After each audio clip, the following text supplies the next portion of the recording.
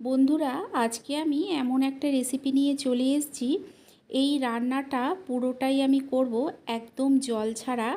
এই রান্নায় কোনো রকমের কোনো জলের ব্যবহার করব না। আর এই রেসিপিটা খেতে এতটাই সুন্দর হয়, আপনারা যতক্ষণ না বানিয়ে খাচ্ছেন বুঝতে পারবেন না।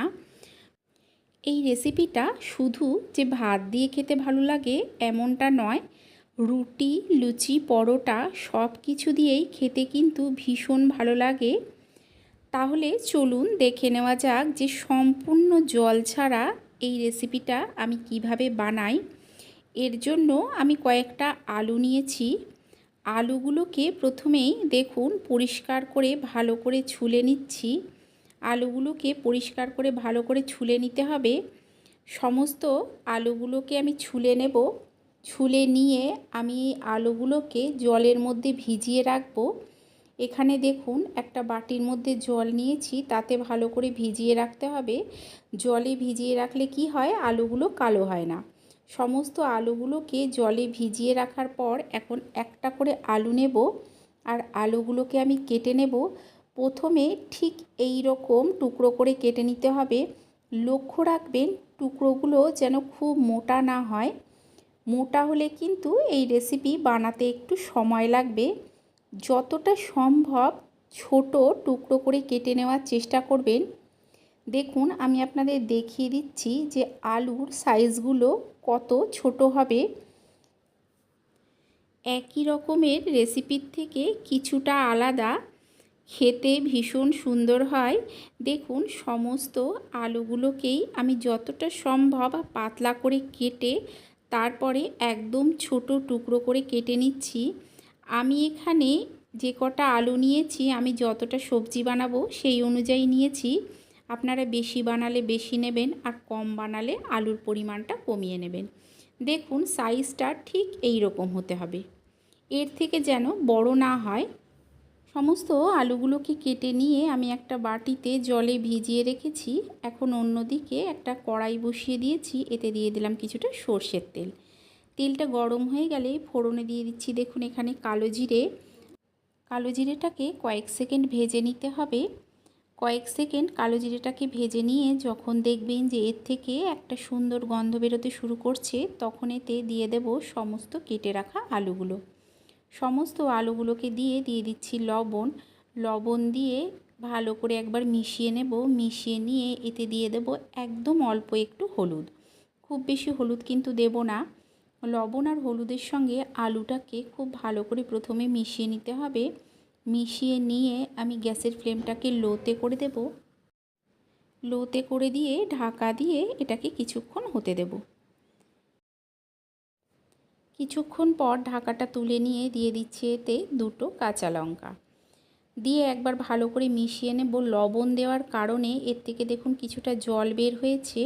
ঢাকা দিয়ে আলুটাকে তৈরি করতে হবে। আবারও ঢাকা দিয়ে কিছুক্ষণ হতে দেব।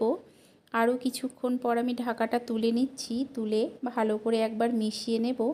মিশিয়ে নিয়ে গ্যাসের ফ্লেমটাকে আমি লো টু মিডিয়ামে করে এটাকে হতে দেব।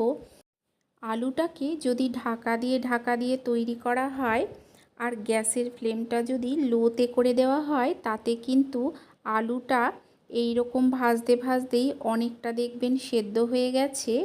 আমি আরও কিছুক্ষণ এটাকে একদম লো ফ্লেমে করে দেব। লো ফ্লেমে করে দিয়ে হতে দেব। এই আলুটাকে যতটা সম্ভব গ্যাসের ফ্লেমটা লোতে করে দিয়ে হতে দিতে হবে।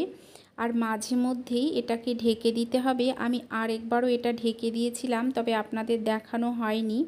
যতটা সম্ভব ঢাকা দিয়ে ভেজে নিতে হবে। এটা কিন্তু আমার প্রায় ভাজা হয়ে চলে এসছে, আর একটু লাল করে নেব। দেখুন ঠিক এই রকম ভেজে নিতে হবে। এটা কিন্তু অনেকটাই সেদ্ধ হয়ে গেছে ভাজতে ভাজতে। এখানে আমি কি দিচ্ছি আপনাদের দেখিয়ে দিচ্ছি। অল্প একটু লঙ্কার গুঁড়ো দিয়ে দিলাম। এখানে দেখুন আগেই আমি একটা মিক্সির জারের মধ্যে নিয়ে নিয়েছিলাম 1 চামচ পোস্ত। এর সঙ্গে নিয়ে নিয়েছিলাম 1 চামচের মতো সাদা তিল, আর দিয়েছিলাম একটা শুকনো লঙ্কা, আর দিয়েছিলাম একটা কাঁচা লঙ্কা। এই পেস্টটা আমি আগেই করে রেখেছিলাম। অল্প একটু জল দিয়ে এই পেস্টটা আমি করে নিয়েছিলাম। এই পেস্টটাই আলুটা ভেজে নেওয়ার পর দিয়ে দিতে হবে। এই সাদা তিল আর পোস্তর পেস্টটাকে দিয়ে আমি কিন্তু একেবারেই জল দেব না। এই পেস্টটা তৈরি করার জন্য যতটুকু জলের প্রয়োজন হয়েছিল ততটুকুই দিয়েছি। এখন এটাতে ঢাকা দিয়ে দেব। ঢাকা দিয়ে গ্যাসের ফ্লেমটা লোতে করে কিছুক্ষণ আমি হতে দিয়েছিলাম। একবার ভালো করে মিশিয়ে নেব। মিশিয়ে নিয়ে এটাকে কিন্তু আরও কিছুক্ষণ ভেজে নিতে হবে। আপনাদের যদি এই রেসিপিটা ভালো লেগে থাকে লাইক করে দেবেন, শেয়ার করে দেবেন আর কমেন্ট করে জানাবেন যে কেমন লাগলো। আর চ্যানেলটাকে অবশ্যই সাবস্ক্রাইব করে দিয়ে পাশে থাকা বেল আইকনটা প্রেস করে দেবেন। এতে কি হবে, যখন কোনো নতুন ভিডিও আপলোড করব সবার আগে আপনার কাছে পৌঁছে যাবে।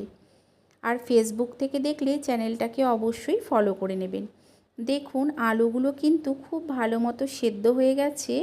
এটা কিন্তু একটু ভাজা ভাজাই খেতে ভালো লাগে। জলের ব্যবহার হলে এর স্বাদ একদম অন্য রকমের হয়ে যায়। আপনারা এই রেসিপিটা একবার এইভাবে বানিয়ে খেয়ে দেখবেন যে এটা খেতে কতটা সুন্দর হয়। তৈরি হয়ে গেছে এই রেসিপি। তাহলে চলুন আপনাদের সঙ্গে দেখা হচ্ছে আরও একটা নতুন ভিডিও নিয়ে।